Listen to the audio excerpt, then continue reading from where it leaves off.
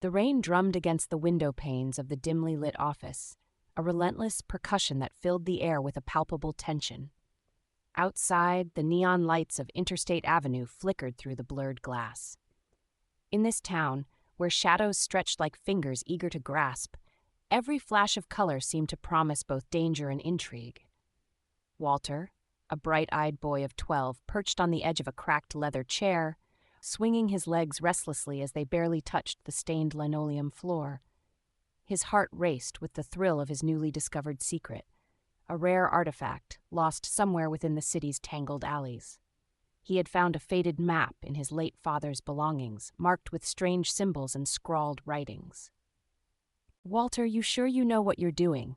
asked Sam Hargrove, a hard-boiled detective whose weary face bore the weight of too many late nights spent chasing ghosts. His fedora had seen better days, just like the cases that often landed on his desk. "Of course I do, Mr. Hargrove." Walter's enthusiasm pierced through the gloom. "The map says it's somewhere near the illustrious gallery." The gallery was a once renowned art hub that now clung to its past like a shadow, its good days long behind it. Knowledgeable patrons had turned it into a museum that attracted curious tourists. But Walter knew the truth. It was a front for something much darker, a haven for criminals seeking shelter, and a marketplace for stolen treasures. Hargrove leaned back in his chair, skepticism etched into his features. "This kind of thing could get you into serious trouble, kid. You sure you want to dig into it?" Walter's eyes gleamed with determination. "My dad was a detective, too. He wouldn't have given up the hunt." Hargrove sighed and rubbed a hand over his stubbled chin. "Sometimes it's better to leave the past buried," he murmured, but felt a flicker of admiration for the boy's audacity. Despite the detective's warnings, the thrill of adventure buoyed Walter's spirits as they retraced the lines of the map, marking the locations outlined in pale blue ink. Their plan took shape, an expedition to unravel a mystery that had been dormant for too long. As they prepared to set out, the door burst open with a creak, deep shadows spilling into the room, followed by a tall figure draped in a dark coat. The city felt alive, pulsing with secrets, and this newcomer exuded an aura that seemed to swallow the light whole. "I hear there's talk of a treasure," the figure said, his voice smooth as silk and cold as steel. "And I think you two are just what I need." Walter's heart raced, the excitement thrumming in his veins as he glanced at Hargrove. They were entangled in a web now, and uncertainty hung thick in the air.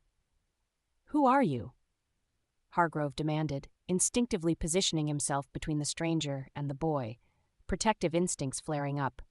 "A gentleman with an interest in rare art," the figure replied, a smirk lingering at the corners of his lips.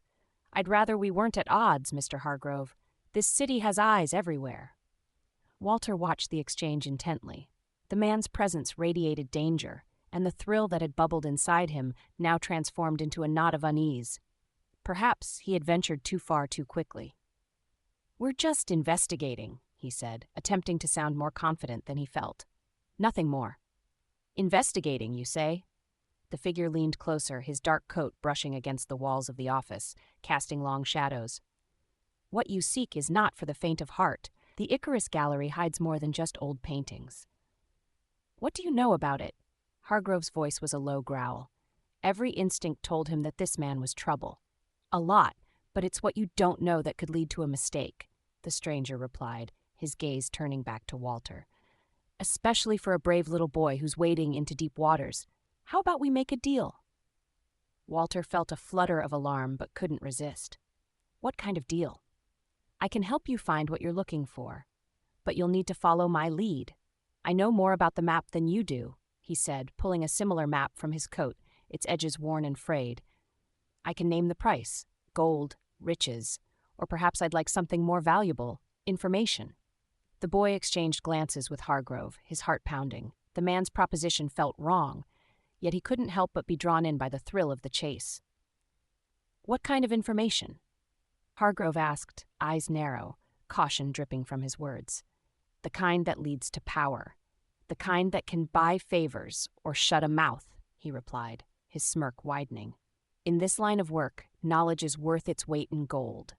You help me, and I'll make sure you don't just find a trinket. You'll find your fortune." Hargrove's fingers clenched into fists. "We're not interested in playing your games," he warned, his voice a low thunder. "And if you're involved, then there's a good chance we're better off without you."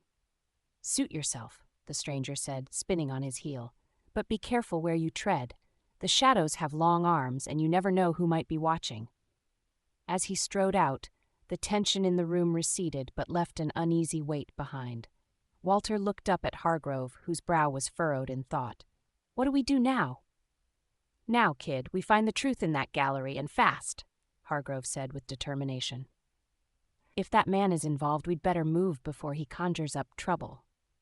They grabbed the maps and left the office into the rain-soaked streets of Interstate Avenue, their resolve steeling them against whatever lay ahead.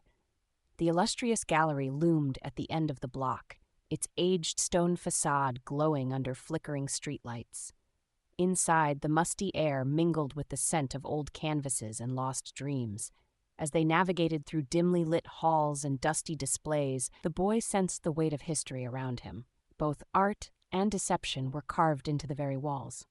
Then, in the back corner, they found it, a small, intricately decorated chest that seemed out of place among the mundane exhibits. Walter's pulse quickened.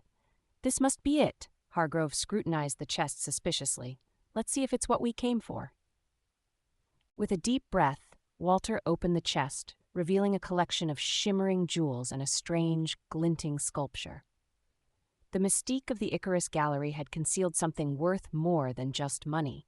This was history, intertwined with the murky threads of the past.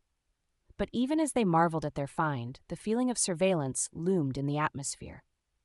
Before they could even consider their next steps, a sound echoed behind them. They turned to see the stranger in the doorway again, his figure silhouetted against the light. Now, he said, his voice smooth and menacing.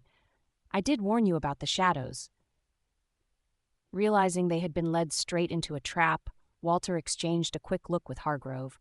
They had unearthed secrets far deeper than anticipated, and now, in the heart of that gallery, fate forced them to confront not just criminal elements, but the choices that bound them to the past. With hearts pounding and adrenaline pumping, they knew there was no turning back.